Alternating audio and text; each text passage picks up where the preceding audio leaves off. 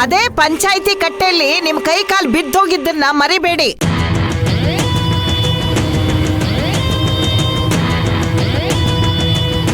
ಸಜ್ಜನರನ್ನ ಸತಾಯಿಸಿದ್ರೆ ಯಾರಿಗೂ ಒಳ್ಳೇದಾಗಲ್ಲ ರೀ.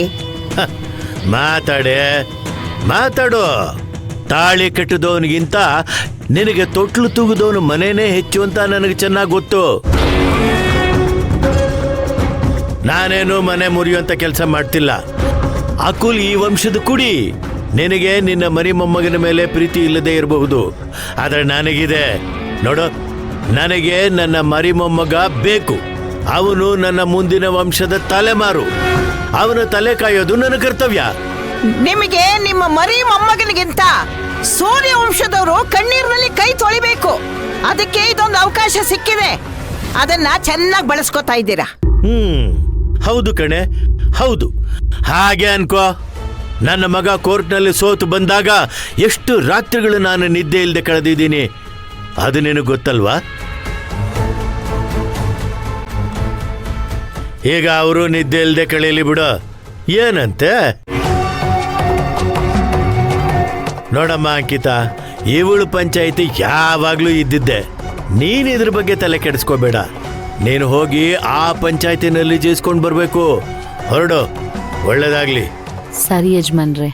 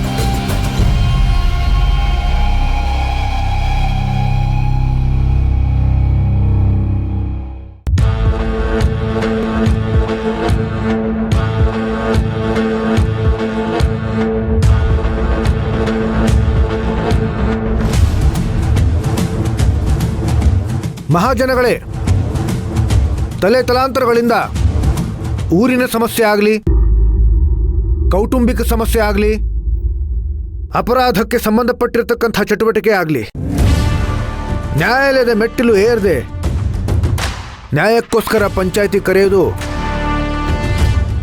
ಈ ಊರಿನ ವಾಡಿಕೆ. ಇಲ್ಲಿ ಪ್ರೀತಿ, ಸ್ನೇಹ, ರಕ್ತ ಸಂಬಂಧಗಳಿಗೆ ಬೆಲೆ ಕೊಡದೆ ಕೇವಲ ನ್ಯಾಯಕ್ಕಷ್ಟೇ ಆದ್ಯತೆ ಕೊಡ್ತೀವಿ. ನಾನು ಕೂಡ ನಮ್ಮ ಹಿರಿಯರು ನಡೆದು ಬಂದ ದಾರಿಯನ್ನೇ ಅನುಸರಿಸ್ತೀನಿ ಅಂತ ಈ ಮೂಲಕ ಹೇಳೋದಕ್ಕೆ ಇಷ್ಟಪಡ್ತೀನಿ.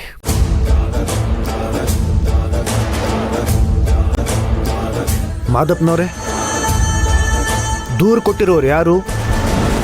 ದೂರ ಏನು ಅಂತ ದಯವಿಟ್ಟು ತಿಳಿಸಿ. ಮಹಾಸ್ವಾಮಿ, ದೂರು ಕೊಟ್ಟಿರೋದು ಇಲ್ಲಿ ನಿಂತಿರೋ ಅಂತ ಅಂಕಿತಾ. ಇವಳು ಸಿಟಿನಲ್ಲಿ ಯಾವುದೋ ಒಂದು ಕಂಪ್ನಿನಲ್ಲಿ ಕೆಲಸ ಮಾಡ್ಕೊಂಡಿದ್ಲು.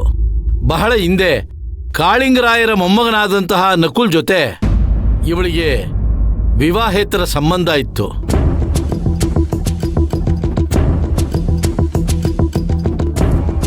ಆದ ಕಾರಣ ಇವಳಿಗೆ ಒಂದು ಮಗುನೂ ಇದೆ.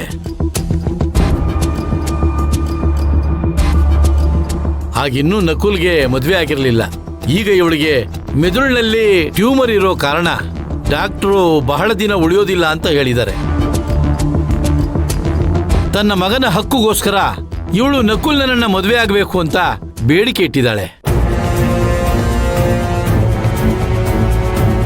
ಆದರೆ ನಕುಲ್ ಅವರು ಇದಕ್ಕೆ ಒಪ್ತಾ ಇಲ್ಲ.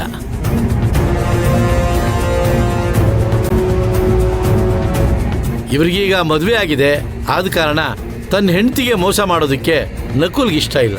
ತಾವು ಸತ್ಯಾಸತ್ಯತೆಯನ್ನ ಪರಿಶೀಲಿಸಿ ಸಂತ್ರಸ್ತೆಗೆ ನ್ಯಾಯ ಒದಗಿಸ್ಕೊಡ್ಬೇಕು ಅಂತ ಕೇಳ್ಕೊತೀನಿ ಮಹಾಸ್ವಾಮಿ. ಏನಮ್ಮ ಅಂಕಿತ, ನೀನು ನಿನಗಾಗಿರೋ ಅನ್ಯಾಯದ ಬಗ್ಗೆ ಮಾತ್ರ ಯೋಚನೆ ಮಾಡ್ತಾ ಇದೀಯ. ಆದ್ರೆ ನೀನ್ ತಗೊಳ್ಳೋ ನಿರ್ಧಾರದಿಂದ ಒಂದು ಹೆಣ್ಣಿನ ಜೀವ ಹಾಳಾಗುತ್ತಲ್ಲ, ಅದರ ಬಗ್ಗೆ ನೀನೇನು ಹೇಳ್ತೀಯ? ಮಹಾಸ್ವಾಮಿ, ಬದುಕು ಅನಿವಾರ್ಯ ಅಂತ ಬಂದಾಗ ಮೊದಲು ನಾವು ನಮ್ಮ ಬಗ್ಗೆ ಯೋಚನೆ ಮಾಡ್ತೀವಿ. ದೋಣಿ ಸುಳಿಲ್ ಸಿಕ್ಕಾಕೊಂಡಾಗ ಈಜ್ ಬರೋನು ತನ್ನನ್ನು ತಾನು ಮೊದಲು ಕಾಪಾಡ್ಕೊತಾನೆ. ಇಲ್ಲಿ ನಾನು ಮಾಡ್ತಾ ಇರೋದು ಕೂಡ ಅದೇ.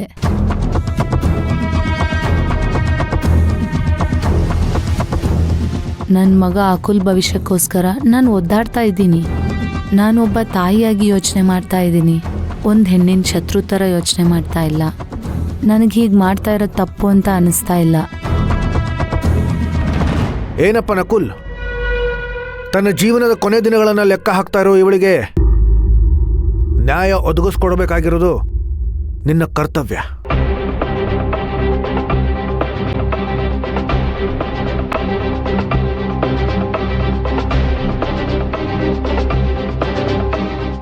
ನೀನು ಬರೀ ನಿನ್ನ ಧರ್ಮಪತ್ನಿ ಬಗ್ಗೆ ಯೋಚನೆ ಮಾಡ್ತಾ ಇದೀಯ.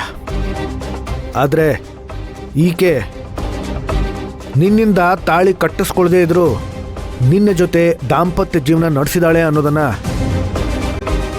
ನೀನು ಮರ್ತು ಬಿಟ್ಟಿಯಾ? ಇದಕ್ಕೆ ನೀನೇನು ಹೇಳ್ತೀಯ? ಮಹಾಸ್ವಾಮಿಗಳೇ, ನನ್ನ ಹೆಂಡತಿ ಈಗ ಪ್ರೆಗ್ನೆಂಟು. ಡಾಕ್ಟರ್ ಕೂಡ ಅವಳಿಗೆ ತುಂಬ ಕೇರ್ಫುಲ್ ಆಗಿರಬೇಕು ಅಂತ ಹೇಳಿದ್ದಾರೆ.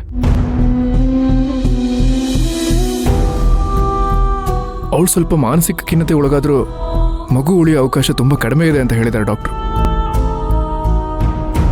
ಹಾಗಾಗಿ ನಾನು ನನ್ನ ಹೆಂಡತಿಗೆ ಪ್ರಾಮುಖ್ಯತೆ ಕೊಡ್ತಾ ಇದ್ದೀನಿ ಅಷ್ಟೆ. ಅಂಕಿತಾಗೆ ಜೀವನದಲ್ಲಿ ಹೀಗೆ ಆಗ್ಬಾರ್ದಾಗಿತ್ತು. ದುರಾದೃಷ್ಟ ಏನೋ ನಡೆದೋಗಿದೆ.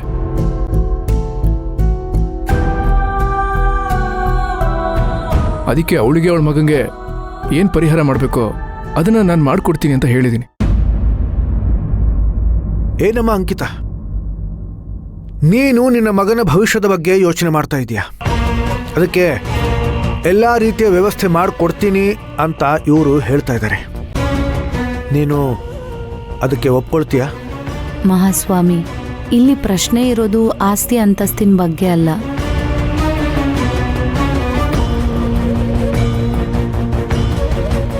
ಬೆಳೀತಾ ಇರೋ ಮಗುಗೆ ಒಂದು ತಂದೆ ಇರಬೇಕು, ಇಲ್ಲ ತಾಯಿ ಇರಬೇಕು. ನನ್ನ ಮಗಂಗೆ ಮುಂದೆ ತಾಯಿ ಆರೈಕೆ ಸಿಗಲ್ಲ ಅಂತ ನಿಮಗೆ ಗೊತ್ತು.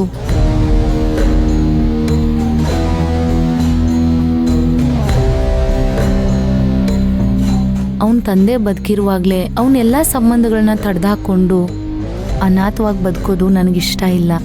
ಹಾಗಾಗಿ ನನಗೆ ಮದುವೆ ಆದರೆ ನನ್ನ ಮಗನಿಗೆ ಹಕ್ಕು ಸಿಗುತ್ತೆ ಅನ್ನೋದು ನನ್ನ ಉದ್ದೇಶ. ಅದಕ್ಕೋಸ್ಕರ ಈ ಬೇಡಿಕೆ ಇಟ್ಟಿದ್ದೀನಿ ಮಹಾಸ್ವಾಮಿ.